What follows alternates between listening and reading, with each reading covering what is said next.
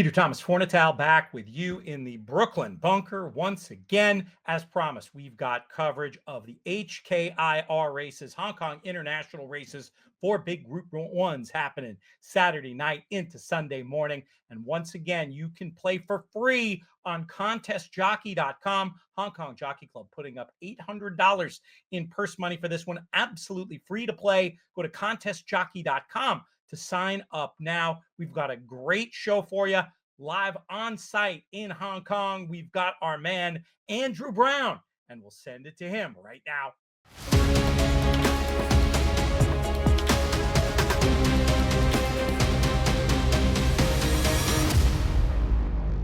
Andrew Brown alongside Alex Evers for a very special edition of the Hong Kong Racing Show right here at beautiful Sha Tin as we gear up for the Turf World Championships on Sunday afternoon, Saturday night North American time, for absolutely stacked Group 1 races full of superstar horses from all around the world. And speaking of superstars, Alex, you have been photographing up an absolute storm here over the past week. How's your week been? It's been really good. It's been really fun. A lot of kayak rising, got Romantic Warrior, got the locals, got the Japanese horses. It's going to be a good weekend. It's going to be a sensational Sunday. Is there one horse above all that stood out to you this week when you've been photographing them?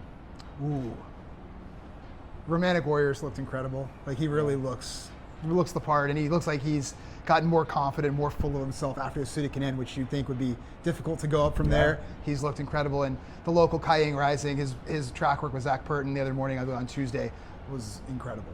It was one of the best dirt works I've seen in my life. So, well, we're going to talk about Romantic Warrior shortly as he looks for a 3rd straight Hong Kong Cup, something that no one else has ever done before. But you mentioned Kaiying Rising. Let's get straight into the Hong Kong Sprint and check out the field, because Kaiying Rising is a horse that's been on everybody's lips this week at Sha Tin and around Hong Kong, and I think people are getting very excited about what they're going to see here on Sunday afternoon. He's got the number 1 saddle towel. We'll start from post position 11. That might be his only obstacle, though. He's won from outside draws before. The Alquoz Stakes winner, California Spangle, another flying the flag for the locals. Lugal, one of 3 from Japan, and a last out winner of the Sprinters Stakes over there, over the same 6 furlong distance as this race. Flying Ace replaces America's 2023 Breeders' Cup Turf Sprint winner No Balls, who was scratched on veterinary advice. Bit of a shame, that one. And we've got last month's Breeders' Cup Turf Sprint winner Starlast. And down the bottom, Helios Express, been in terrific form this campaign. But as we mentioned, all of the talk this week has been about Kaiying Rising. Just how good is he?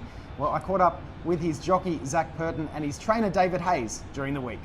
He's humming. Yeah, he's going really, really well. He's come through his run in exceptional order. He's fresh, he's bouncing. He's ready to go back to the races, and he doesn't need to be any better than what he's been. He's just got to turn up in that same form, and that's all we need. After the Premier Bowl, you asked David Hayes, when do you want to break the record? And then you went and did it. But you did it so easy. How many more lengths could you have won by? It's hard to think a horse is going to go faster than what he's gone, right? A track record's a track record for a reason, but he just seems to be improving with every run. He's getting more confident within himself. His action's getting cleaner and more efficient. He's handling his races a lot better. So it's scary to think of where he might be. Can he run 106 one day? Well, maybe, but I'm not going to say he can or will. It's a very fast time, but it's a possibility. You've been in this game for a long time. You just said the word scary then, and I think you've said it before, just how scary good he has become. But are even you surprised with just how quickly he's progressed this year? Yeah, for sure. I was hopeful that he was going to be a nice Group 1 horse or be able to get himself into the Group 1 races, but he's got there quicker than what we thought he was going to, and in more impressive fashion. So at the moment, we're sort of still a little bit blown away by what he's doing, and we're just looking forward to Sunday and looking forward to what might lie ahead. He's done freakish things in a short time. He breaks track records with ease and has gone through the ratings so easily. He's beaten Group 1 horses, but he's never run in a Group 1, so this is his test. But I think if it's not this weekend, he'll be a multiple Group 1 winner. He's a very good horse. Well, Alex, have you heard a more confident trainer and jockey combo heading into a Group 1 race here at Sha Tin, especially considering he still hasn't won a Group 1? Right? No, they're exuding confidence, and rightfully so. I mean, he's looked incredible. He's one of the fastest horses in the world, and he's always so well within himself. I think the barrier is flawless for him, keeps him out of trouble. It's going to be exciting to see what he does. Is he going to break the track record? That's going to be another question. Is he going to do that again? He did it last time, right? Breaking a 17-year-old track record set by Sacred Kingdom, eased down, we should say, as well. So he could have probably smashed it by even more. I mentioned that the 2024 Breeders' Cup Turf Sprint winner Starlust, who won just a few weeks ago now in Del Mar, is also in the field, and I caught up with his trainer, Ralph Beckett. Ralph, just firstly, let's reflect on a few weeks back. How do you look back on the Breeders' Cup at Del Mar? Well, listen, it was a great day. I don't think it was a day that any of us were expecting, but he really showed up there, and let's hope he can do it again on Sunday. How's he been training since? Very well, very happy with him. He's very relaxed, enjoying his work.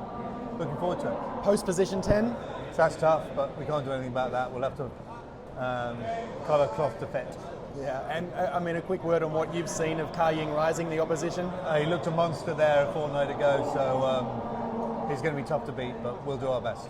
Well, does the Breeders' Cup Turf Sprint champion appear anywhere in your selections, Alex, or is it all about YING Rising? It's all about YING Rising and the locals. Maybe one from Japan's going to sneak in, but based on photographs only. So your top 3 selections? YING Rising looks to me unbeatable. I know it's horse racing and anything can happen, but he looks a standout. And then I'm going to go with Helios Express in the second spot. He's just improved every start, and he looks like he's doing really well. And then lastly, Tosin Macau. Okay. He's popped up in the photos, and generally there's one that always shows up in your camera, and hopefully he runs well second in the Sprinter Stakes. So those are the 3 that I like. How about you? We've got a very similar selections. Actually, in fact, the same exacta. So I also like YING Rising, of course. The talk of the town is that he's probably going to be about 1.1 or 1.2. So we're talking about a 10% or a 20% return on your investment. Hey, it's better than bank interest. But yeah, YING Rising, I think we're going to see something very special from him on Sunday afternoon. He's won 8 of his last 10, broke that track record we just spoke about. There's even been a few comparisons with the mighty Black Caviar, a very famous Australian horse. So we'll see what happens on Sunday. Helios Express been finishing off his races very nicely as well, behind YING Rising at his last couple. And I thought How Deep Is Your Love actually ran a pretty cheeky race last out as well. He was second, beat Helios Express home in the sprint, Jockey Club Sprint. So my tips 1, 12 and 13. Andie Biancone has also done the form. Let's see what she likes in the Hong Kong Sprint. The Hong Kong Sprint, one of the great ones I'm so looking forward to this weekend, and obviously I'm going to go with the hometown hero, YING Rising, fastest horse in the world. Really sad to see the scratch of American horse No Balls. I know he spiked the temperature earlier in the week, but regardless, I think YING Rising is coming into this race in the best form. He wins the local prep, and he's just an outstanding horse. So Andy making it a clean sweep for YING Rising. One horse we didn't mention was Recommendation, one of 3 horses representing Australia here at the World Turf Championships on Sunday. And I caught up with Australian racing media personality Michael Felgate to talk about Recommendation and Australia's other 2 hopes. Well, it's not just the world's best trainers, jockeys and horses here in Hong Kong. It's some of the world's best media personalities too. We've got Michael Felgate from Australia, 3 horses from Australia represented here at Sha Tin. Let's start with the sprint and Recommendation. Surely can't beat YING Rising, can he? No, I don't think even Kieran Ma, who for the first time in his career has a runner at the international meeting here in Hong Kong, which is quite amazing. He is the number 1 trainer that we've got in Victoria. Him and Chris Waller fight out the premierships each and every year. And look, he's a good horse, Recommendation, at home. He's not a Group 1 horse, and this is a Group 1 international sprint. I think if he runs a place, it'll be a PB for him in that race. He can't beat YING Rising. Okay, but maybe something for our exactors and trifectas. What about in the mile? Australia represented by Antino for trainer Tony Gollan. Proven to be one of the best milers in Australia. Sneaky chance in an open field? Oh, I think he's better than a sneaky chance. I think he's a winning chance. He is one of the best milers we've got in the country, and he's really come to his fore in the Spring Carnival. He won the Toorak handicap, and for those who want to follow Australian racing back home in America, You talk about our jockeys, Blake Shin. Go and have a look at his ride in the Toorak Handicap 2 starts ago. It was one of the best rides you'll ever see anywhere around the world. And then he ran very, very admirably in the Champions Mile in one of the strongest mile races we've ever had in Australia. The little quirk he has is that he can miss the start. He can be a little bit tardy away, so he'll want to improve his barrier manners at the jump. But I think if he does, and he's within touch coming to the home turn, he's a definite top 3 hope. Right. Plenty of people in America watch the Caulfield Cup and the Melbourne Cup, and they'll be familiar with your Vase Hope Without a Fight, the winner of those 2 races from 2023, but had a bit of time off, has come back and had 1 run since. Do you think he's ready and up to the field here in the Vase? Yeah, and so does the camp. Sam Friedman and his dad Anthony, they're one of the best trainers we've got. And Mark Zara, we know he's a world-class champion jockey. He had 12 months off after winning the Melbourne Cup. He had a tendon injury. It's been a long, slow, gradual build-up. His run over the Melbourne Cup Carnival, first up over 2,000 metres, was just outstanding. He's improved a hell of a lot since he's arrived here, is the word out of the camp. And 2,400 metres, this is a world-class horse. I think he's the favourite, and deservedly so. All right, well, let me hold your feet to the fire, Michael. 3 runners from Australia. Probably not going to go with recommendation, but if you leave here on Sunday flying the Aussie flag with 1 win, which horse is it going to be? Oh, without a fight. And if Antino runs top 3, it's happy days for Australia. Alex Michael sounding a little bullish there about Without a Fight, who of course won the 2023 Caulfield and Melbourne Cup, which is something that's pretty hard to do as well. It's good for me because that's the horse that I like the most in the race. Oh, nice. Well, let's run through the field, and Without a Fight will wear the number 1 saddle towel and number 3 Luxembourg we saw in the Breeders' Cup turf at Del Mar last month for trader Aidan O'Brien. This is his last race. Dubai Honour, number 4, back in Hong Kong for Great Britain. Marcosat, trained by Andre Farb, who trained the winner of this race last year. Junko, ultra consistent, rarely runs a bad race, was a little lucky last out. And number 13, Stellenbosch, a 3-year-old Japanese filly with João Moreira booked, is sure to attract plenty of attention. And speaking of Stellenbosch, I caught up with Japanese racing expert Toshi Unakubu to find out more about her chances and some of the chances of the other Japanese runners here on Sunday.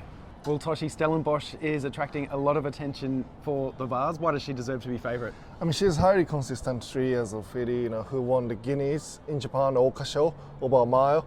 But she placed in the Oaks as well, which is 1.5 miles. And in the Oka Show, the Guineas, João Moreira was on her, and then this time around, Joe is back on board. Yeah, she should have a good chance. Nice. And in the mile, there's been also a lot of buzz around Janta Manta here at Sha Tin this week. Why such a big threat in the Hong Kong mile?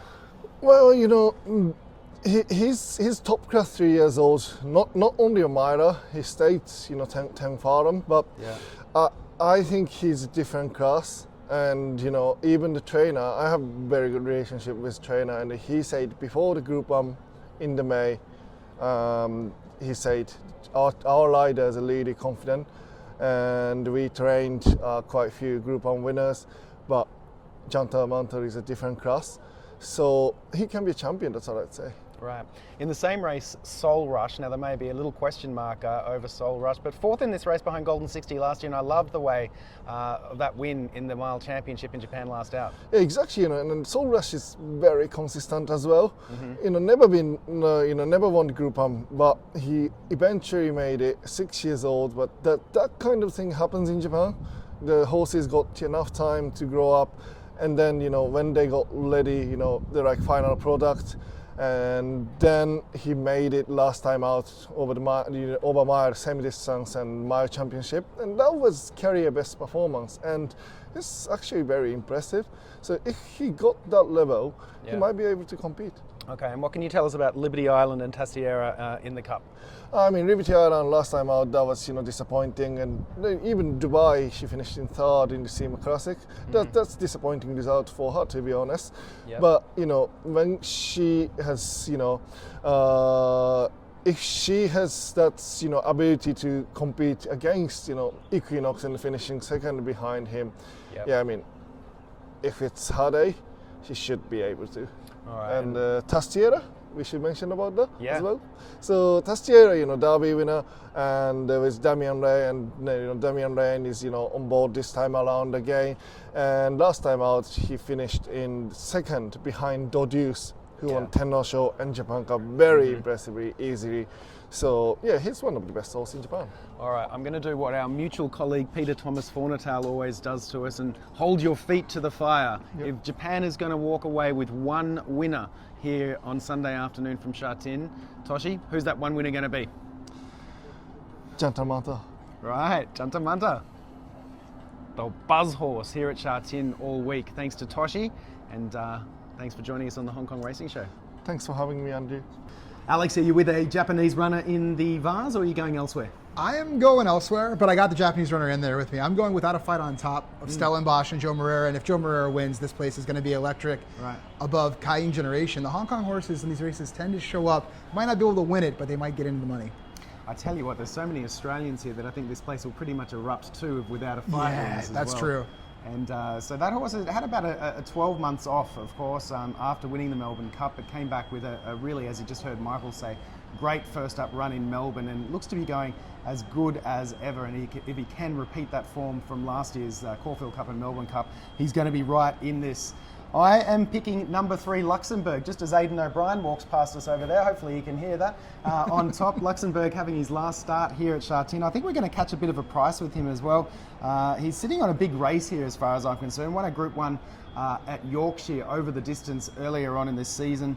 I thought his Breeders' Cup turf run was better than it looks. And of course, at his swan song with Ryan Moore aboard, yeah, I think he's ready to run a big race, and we might even get double-figure odds with any luck. Actually, Aidan, have you got a second? Just come in and join us. Good to see you, Aidan. How have all your horses travelled here, and how are they looking ahead of Sunday? Good, everything good. Pat is very happy with them all.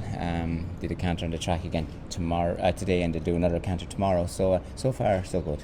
Now, we were just doing a preview for the Vase, and I happened to select Luxembourg on top, just as you were walking past then. Yes. I thought his Breeders' Cup run was better than it perhaps looked on paper. Yeah, I think you're right, absolutely. He had a very good run here in the Cup last year, and Ryan thought maybe we ran him in the wrong race, so he thought the Vase would have suited him better. So he's in good form, and hopefully now we'll see whether he was right or wrong.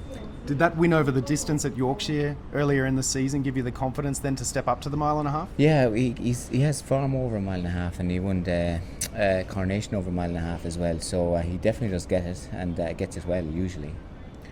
And out of all of your other hopes here, you've brought a good number of horses, as you always do. Who should the punters that are watching this preview be looking out for on Sunday? Yeah, no, I think Luxembourg is a very solid chance. Like you said, continuous in that race. Could be a dark horse. Things haven't fell for him this year. 1.5 miles will suit him well, and he's in good form. Then the two fillies, Content and Wingspan, both in good form. Wingspan will be probably forward. Content will probably take her time.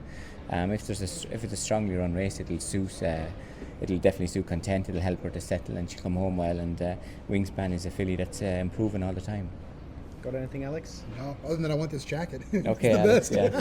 Cotton jacket. Hard to get these jackets, Right? Alex, yeah. They saw all the City of Troy ones at the Breeders' Cup a few weeks ago at Del Mar.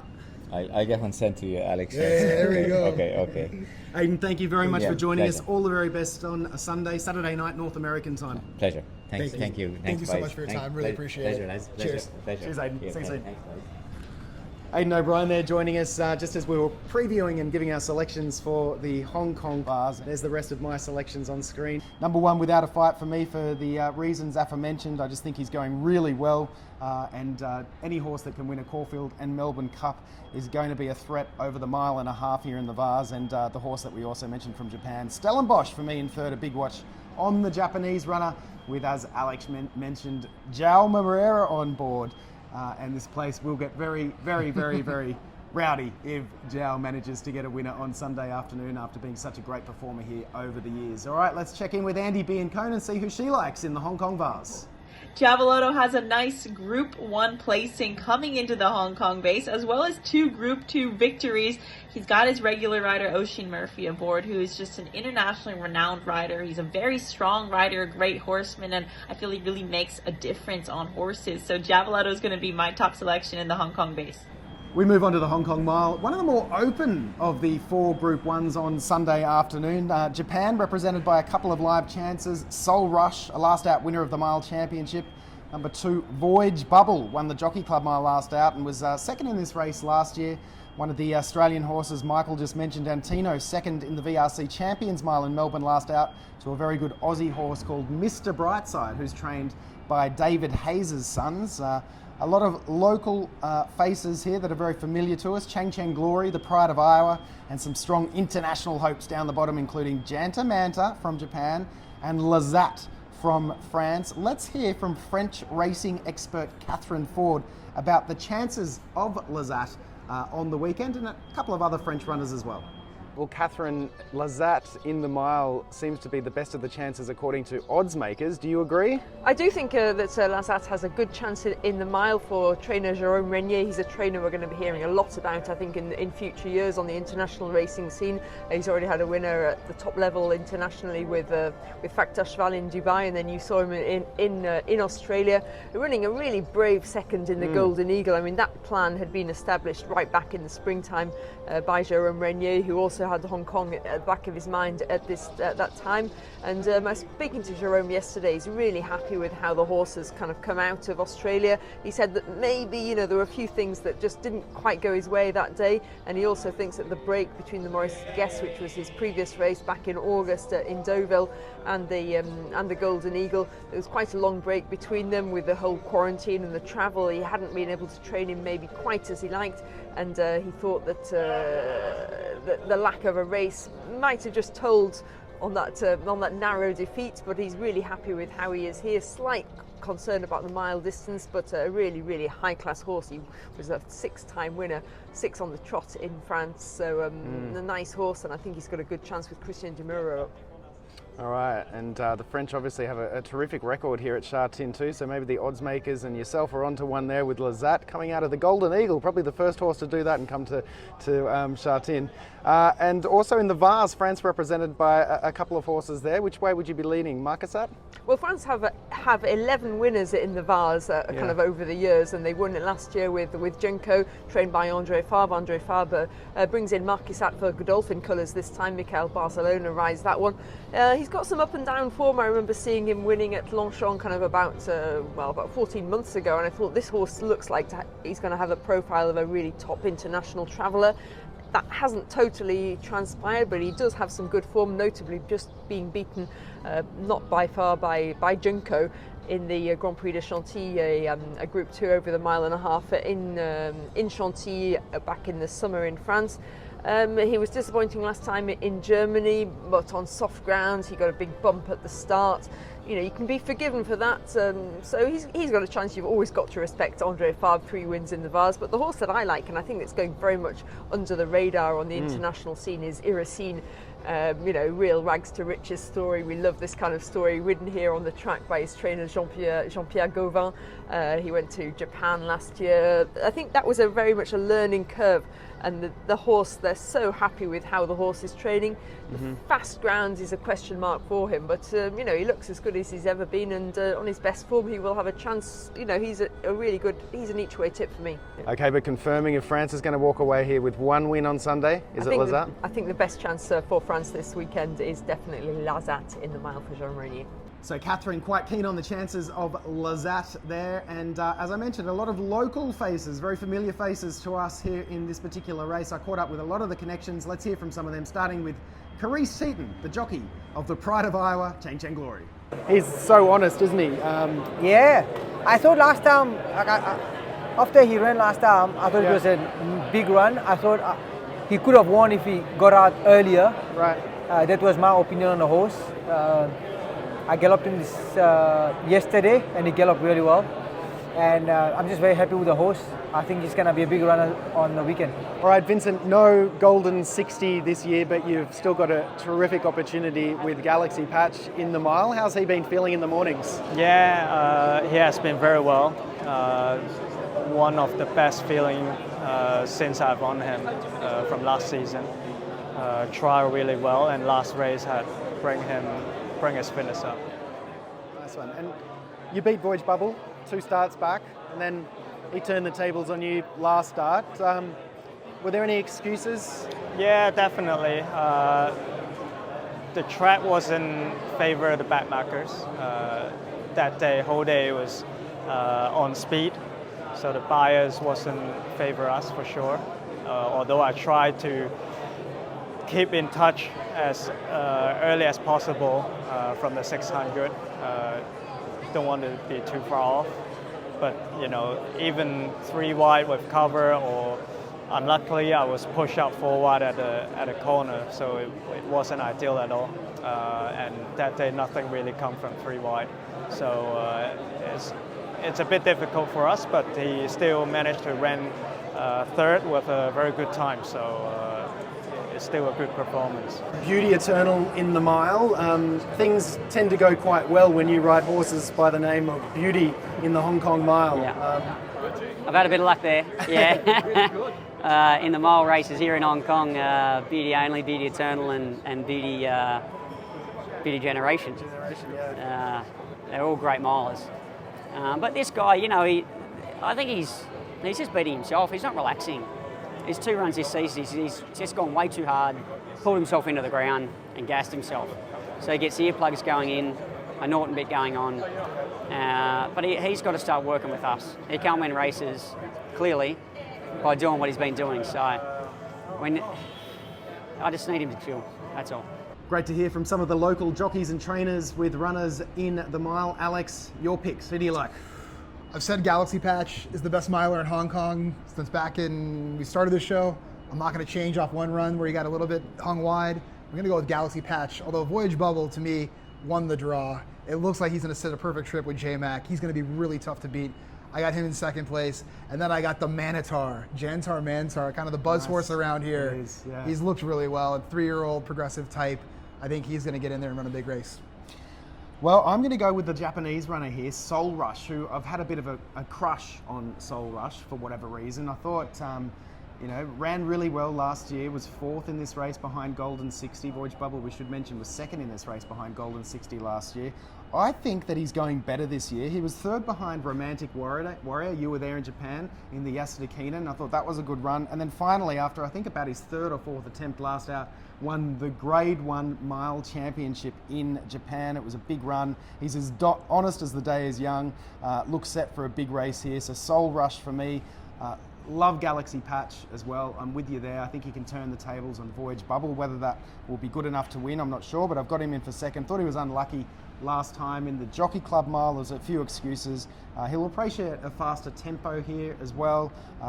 This has been his target all along, and he's fit and ready to roll. And how could I not include the pride of Iowa, Cheng Cheng Glory? He's going to sit a trip too. I think he's going to get a good run, and I think Voyage Bubble is probably going to follow him. And we'll see who's the best at the head of the stretch. Yeah, and we can't cheer on No Balls. Obviously, No Balls was scratched, but at least we can cheer on Cheng Cheng Glory, the Iowa bred in the mile. Jeez. More spirit. Imagine that. It's son of more spirit winning a Grade 1 here in Hong Kong. It'd be crazy. I hope you're tuning in. If you're watching this from Iowa, I hope you'll be tuning into the race at about, probably 2 a.m. your time on Saturday night, early hours of Sunday morning. All right, you've got our picks there for the Hong Kong Mile, but let's hear from Andie Biancone and see who she likes.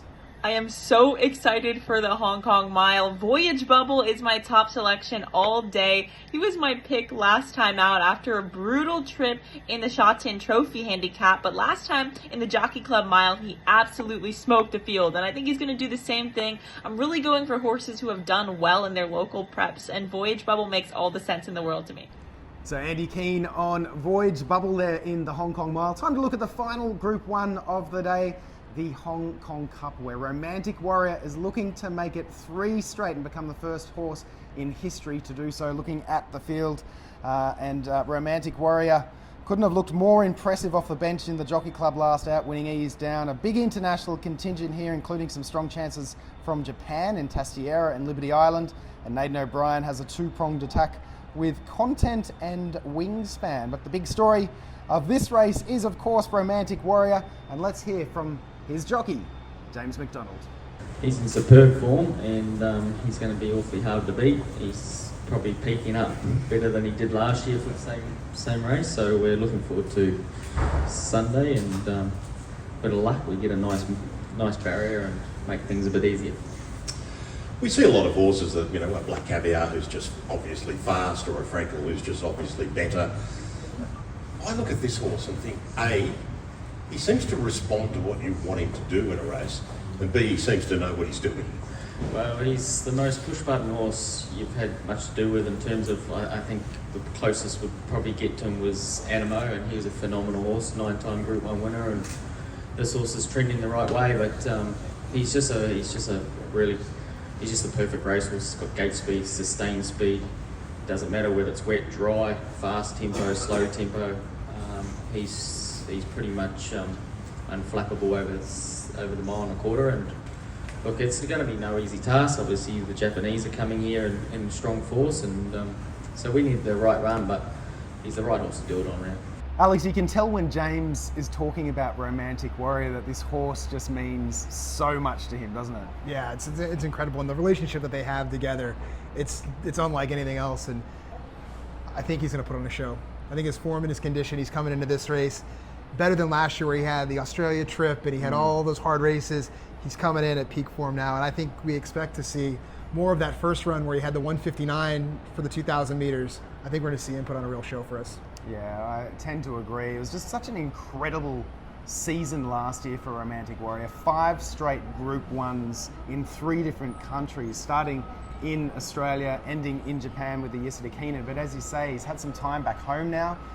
He's relaxed. He looks as good as ever here in the mornings. You've taken some beautiful shots. Is this as good as you've seen him? This is the best I've seen him physically. Like, he looks just absolutely incredible. In his track work the other morning, he was phenomenal. It's going to take an absolute crazy performance. I think maybe the only thing that can get this horse beat is if everyone bullies him and gangs up on him and keeps him pinned in on the rail. And even that, I don't know if it's enough to beat him. Yeah, right. So it sounds like your selections, you've got Romantic Warrior on top? I got Romantic Warrior on top. Underneath, Liberty Island, to me, this week, she's looked incredible.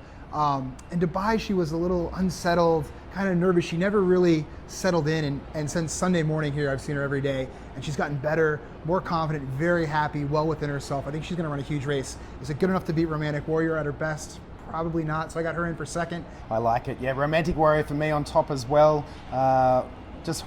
The horse looks like it's unflappable really at the moment. Just push button, gets herself in the right spot, and is a real racehorse as well. So I think the local crowd here is going to erupt as well when Romantic Warrior takes the lead down the stretch and makes it 3 straight Hong Kong Cups. Absolute superstar. I like Tastiera for second. Looks good and looks to be back in good form, I should say. Ran second to Dojuice in his seasonal return. Of course, then Dojuice went on to win the Japan Cup a couple of weeks ago. And I don't know why, but Straight Aaron, I've got him in for third. He just always seems to run a big race. It doesn't matter who he's running against, whether it's, you know, Group 3 company or Group 1 company. He just gives his all always at big odds, so he could inject some value into the trifecta. It's a horse that Andie Biancone has liked in the past as well. So let's see if Straight Aaron makes her top 3 in the Hong Kong Cup. The cherry on top of an incredible night of racing, the Hong Kong Cup, and do I really have to tell you who my selection is going to be? Romantic Warrior all day. One of the greatest horses in the world. So honest. The local champion. I'm Romantic Warrior all the way. Well, Alex, that wraps up our preview of the 4 massive Group 1s here. It's going to be a huge weekend of racing at Sha Tin. Hope you're tuning in to all the action. What can we expect from a crowd perspective here at Sha Tin on the weekend? You've been to a few of these now. You've been a few of them, and it's going to be a crazy crowd. It's going to be a lot of noise, and if local favorites, like if Romantic Warrior, when he hits the front, you're going to hear a roar like you've never heard before. It's going to be awesome. And I expect we'll probably hear a bit of a roar with YING rising as well in the sprint. Yeah, I think he's going to be the one that he's going to start building a lot of fans, and it's really going to start here with this first Grade 1, and then the sky's the limit with that horse. I asked Zach Purton the other night. He actually won a Hong Kong sprint on a horse called Aero Velocity twice, and the second time as an 8-year-old. I said, if YING Rising is lining up in a Hong Kong sprint as an 8-year-old in another 4 or 5 years' time, are you going to be on his back? He thought about it for a little while and said, well, if he's going that well, he's had a good career, and I'm going to be there for every single ride. Yeah, there was the rumor that he was going to leave Hong Kong and either retire or go back to Australia, and then this one pops up. How could you leave riding this thing? He's just an absolute star in the making. Yeah, thank you for your time, mate, and thank you for yours. Congrats on all the fantastic work this week. We've just been loving seeing all your photos on social media. That wraps up our preview. Keep following us on Hong Kong Racing North America on X. The handle is HK Racing US. Check out the Hong Kong Jockey Club website for all the latest news, free PPs, replays, analysis and more. And enjoy the weekend. It's just going to be a fantastic night of racing. Race 1 around sort of 8:30 p.m. Pacific, 11:30 p.m. Eastern, and then the Group 1s kick off in Race 4 with the Hong Kong Vase. Cannot wait. Happy punting. Hope you find a few winners.